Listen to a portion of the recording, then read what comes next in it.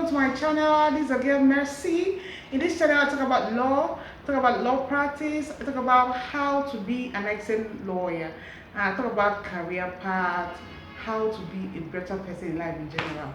So today I'm going to talk about a topic I've earlier talked about in my other video. Today is the part 2. I call it before you sue, part 2. What are those factors you have to consider before you institute an action. I've earlier stated some in my other video, just watch it. So today I'm going to just talk about 5 things for you to consider as a lawyer before you institute an action. First of all, you need to understand the mode of commencement. What form do I have to prepare this matter? In what form? Is it by way of writ of summons? Is it by way of a petition? Is it by way of originating motion? Is it by way of originating summons? So the mode of commencement is key, because if it's a contentious matter, then you have to start by way of writ of summons. Because most times lawyers have gone to court and just a little preliminary objection, the court directs that the matter should be commenced the right mode.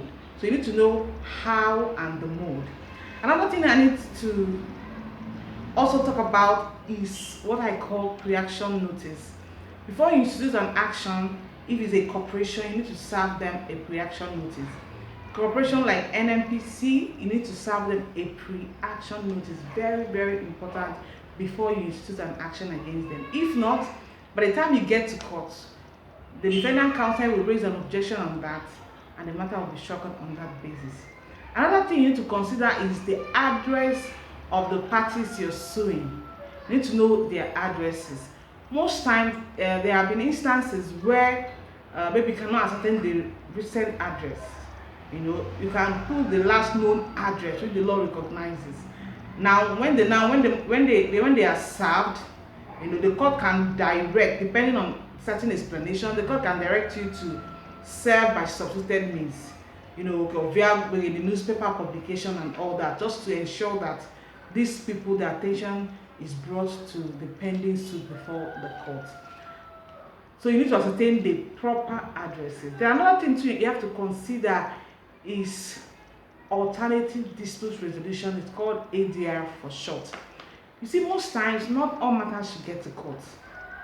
There are matters that can be resolved even in the office of the lawyer. There are matters that both parties can sit together in a neutral place, and resolve.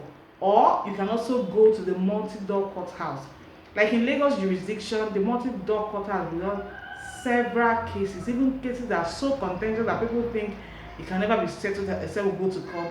Such cases have been resolved amicably.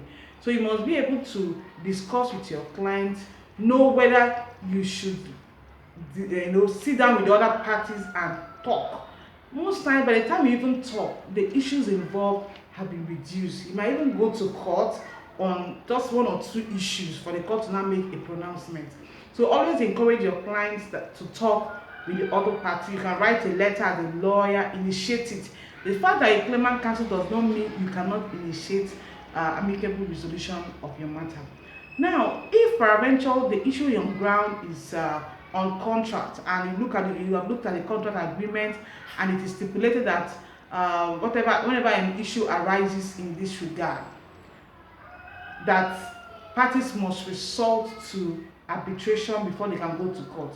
So when such clauses are inserted in an agreement, then you have to encourage your clients to go to arbitration before you institute an action, because it's like a condition precedent. It's what you're supposed to do before the matter can be ripe for hearing. So as a lawyer, don't be quick to shut out your clients from talking with the other party. It's not a do or die affair. Cases are sometimes even better resolved. After arbitration, you see that parties can even become friends. But when litigation is involved, you see that the claimant and the defendant might not even be talking to each other. It's more of a war zone. But arbitration, mediation, it creates a friendly atmosphere, to help, resolve the issue, at the same time retain friendship. So as a lawyer, these things you must note them. You must note them. Another thing too is I noted them down. That's why I looked down. Is abuse of court process. You have to know whether this suit you want to institute will constitute an abuse of court process. You need to ask your client, has any part of this issue been addressed in court before? Has there been any litigation on this issue? Sometimes you see lawyers rushing to court to institute an action whether there are two other pending matters related to the same facts in court. You know, you need to know whether the issue already has been in court, and even if it's in court, what are the issues before that court? Because for abuse of court process, have to be the same party, the same issue. So don't rush to go to court. At the end of the day, matter is struck out for abuse of court process. Sometimes when stories that your client tells you the whole story or gives you the brief, you now look at it and say, wow, this suit I need to institute it in a representative capacity. Or you ask your client, if it's, let me give an example, people in trade fair or people in an association, maybe some members of the association has gone ahead to institute an action, and someone comes to you to feel I should also institute. So in such instance, you advise the person, it's better you go to the other suit and join as an interested party or as a defendant or as a co-plaintiff rather than instituting a fresh action. So don't be quick to institute an action without evaluating the matter, without analyzing it and knowing the right step to take. As a lawyer, you must, as I always say, you owe a duty to your client to ensure your client does the right thing at all times. So don't be in a hurry, don't be pressurized to institute an action. Before you institute an action, sit down, just like a doctor, analyze your file, analyze the case, so that you don't rush to court and rush out. So friends, if you're here as a returning subscriber, I appreciate you. If you have not subscribed, please click the subscribe button. Please click the subscribe button. Subscribe to this channel, like the video, share this video because I know it will help someone out there. So before you sue, sit down and think. So thank you for today's video. Keep watching this channel. I'll still remain your girl, Merci. Thank you very much.